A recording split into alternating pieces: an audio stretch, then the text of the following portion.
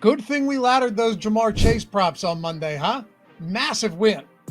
And we needed it because, well, my spread picks could not have been further off. But we dominated props, and at the end, that was all that mattered. And by the way, if you're still not with me over on Tails and in the premium Discord, you already know NFL24 promo code gets you 50% off the first week or month, less than $5 a week, less than $15 a month.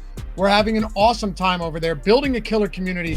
And as you can see on the screen, having ourselves a heck of a start to the 2024 season through 3 weeks. Let's see if we can keep it rolling tonight. Let's go. Hey, Dave Loughy here over on Twitter at Loughy_D if you want to hit me up for any other information, insight, and all of that other good stuff. And of course, if you don't mind, hit that thumbs up, subscribe to the channel, leave a comment down below. Let me know your favorite plays for today and what you're going with. Like I say, I try to give you as much information as possible. Tell me if you'd like. If not, that's all right. I'm sure I'll hear from you in the comments one way or another, but we got Cowboys at the Giants today. Cowboys laying 5.5, 45.5 point total. The first 3 weeks for Dallas have been insane, right? And not in a good way. They smoked the Browns in Cleveland. They pressured Deshaun Watson 24 times, 43% of his dropbacks. He was 5 for 15 under pressure for 20 yards and took 6 sacks in that game. The pass rush dominated and the offense just wasn't asked to do much, right? We all saw it. We all saw it. Oh, man, that Dallas could be a problem. And it's funny, too, because last week the Giants followed a similar game plan, right? Against the Browns. The Browns had a ravaged offensive line, but the Giants got to Deshaun Watson, made him uncomfortable, forced him into bad decisions. And, of course, they benefited from Myles Garrett dealing with 2 bad feet. Like he was a shell of himself with those injuries, but still. Then in weeks 2 and week 3, the Cowboys were steamrolled by the Saints and the Ravens, particularly in the run game. Get this.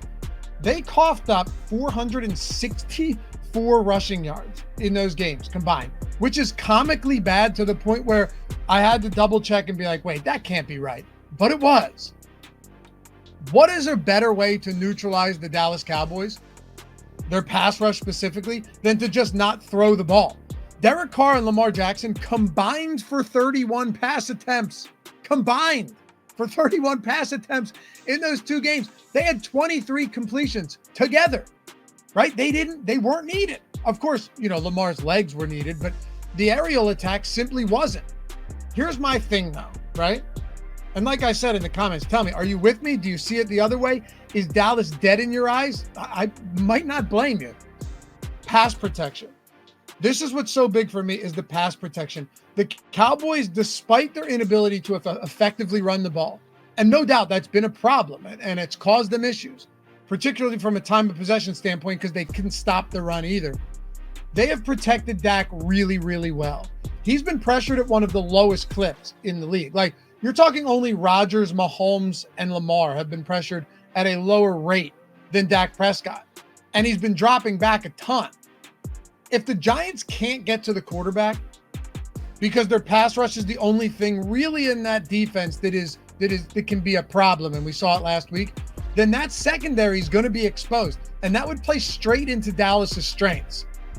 And if Dallas contains the run even a little bit against Devin Singletary, look, he's been clearly and admittedly outperformed expectations better than we would have anticipated. But he's still not a stud, right? We know that from his time in the league. But hey, look, he's played really well. I'm not going to take that away from him. But if they can stop the run game even a little bit more than they did against, Alvin Kamara and against Lamar Jackson and Derrick Henry, then this pass rush is going to do significant damage because they can still get to the quarterback. They just need the opponent not to run the ball on every play. And that's the one way that this plays out. I think that's the most likely outcome. The other way it plays out is that the Giants just run the ball down Dallas's throat effectively, eat up clock, and then all bets are off. But I grabbed Dallas at -4.5 earlier in the week. I threw that over on Tails. By the way, the link to that in the description and in the pinned comment, you'll see it. NFL24 is the promo. Download the app. You'll get notifications straight to your phone, but also jump in the Discord because you have the group there. You have the chat. And of course, all of the picks land in there as well. But I threw this in there at -4.5 on Monday night, along with a prop we're going to talk about in a second. It's at 5.5, 6 now. At 6, I'm out.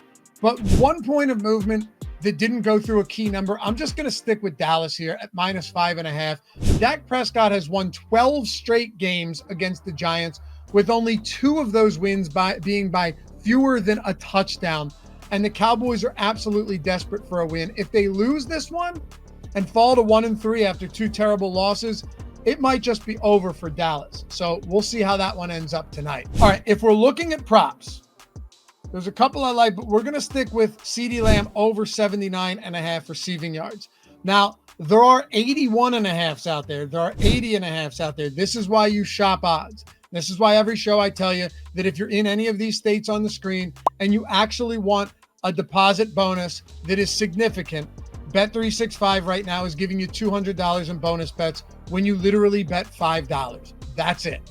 You can find the link down there right next to the tails. Link in the description, pinned comment. Deposit 10, bet 5, get $200 in bonus bets the moment it settles. Even if you were to bet a live drive in this game and it's over 2 minutes later on a 3 and out and you put 5 on it, you now have $200 in bonus bets. Like, you could bet the first drive and you have 200 bonus bets instantly after that drive is over. They also have the Thursday night football promo where you get up to $10 per every touchdown scored when you bet a same game parlay over there, cumulative up to $50. So they're doing things huge. If you're not on Bet365 yet, perfect time to do so. Got to be 21 years or older to gamble, of course. If you have a gambling problem, call or text 1-800-GAMBLER. If you don't, collect your 200 in bonus bets. Make something useful of today. CeeDee Lamb, 79.5 receiving yards. So we added this one, like I said earlier, it was at 76.5 on Monday night. It's up to 81.5 in some spots, but there's still some 79.5s out there, and I still like it.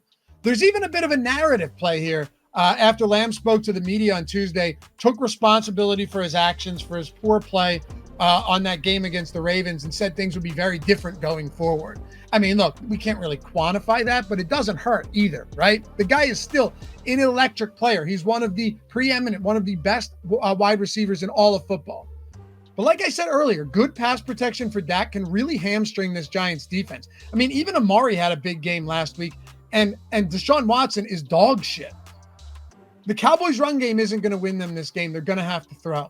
I'm also going to ladder Lamb up to 110 yards, plus 240 on FanDuel or Caesars. That looks real nice to me. I mean, look, I'm on that. I did hit 125. I can't necessarily recommend that to you, but at 110 yards, he cleared this number in 9 of 18 games last year, including the playoffs. That's 50% of games, right? And this is the best matchup he'll draw for us this season.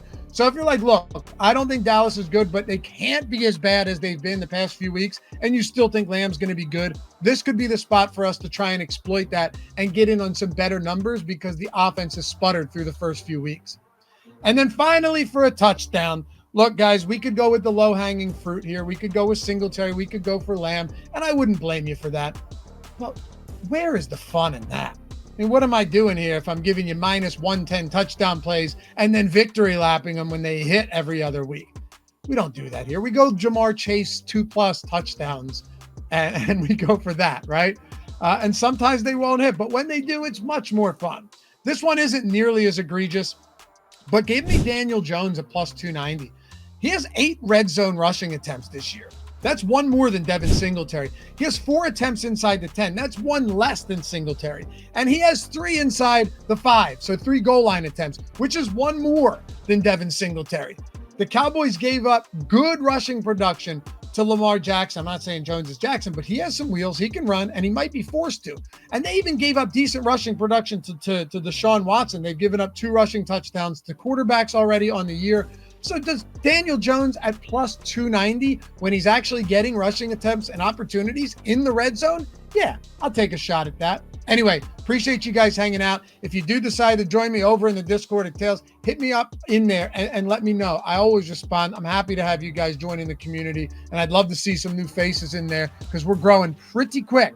But other than that, I'll see you back here for Monday night, because my picks for every game video is already out. I got a props video coming out on Friday as well. So plenty of stuff coming up on the Odd Shopper channel. Hit that thumbs up, subscribe, and we'll see you back here for the next one. Peace.